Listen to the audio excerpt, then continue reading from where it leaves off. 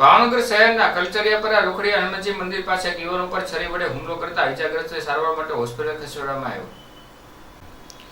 ભાવનગર શહેરના કલચરિયાપરા રોકડિયા હનુમાનજી મંદિર જૂની અદાવતને લઈને મનોજભાઈ જગાભાઈ રાઠોડ દુકાને કોઈ ઊભા હતા. તે દરમિયાન મનોજ કાળિયો નામનો શખ્સ આવીને ઉશ્કેરાઈ જઈને મનોજભાઈ ઉપર આડેધડ છરીના ઘા મારી દેતા મનોજભાઈને સલટી હોસ્પિટલ ખાતે ખસેડવામાં આવ્યા હતા. આ બનાવ બનતા લોકોના ટોળા એકઠા થઈ જવા પામ્યા હતા અને પોલીસ ચોકીએ જાણ કરતા પોલીસે વધુ તપાસ હાથ ધરી હતી.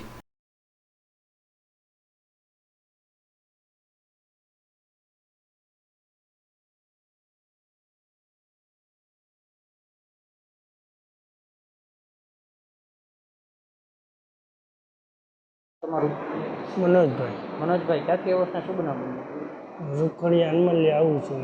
દિયાબેનની દુકાને ઊભો હતો ને આવીને તે છરી મારવા ગઈ. કોણે મારી? મોહિત કાળિયો. કારણ શું મારવા? કારણ કાંઈ નહીં, હું ઊભો છું. પહેલાં કાંઈ તમારે કાંઈ જૂની અદાવત પહેલાં થઈ હતી અમારે માથાકૂટ.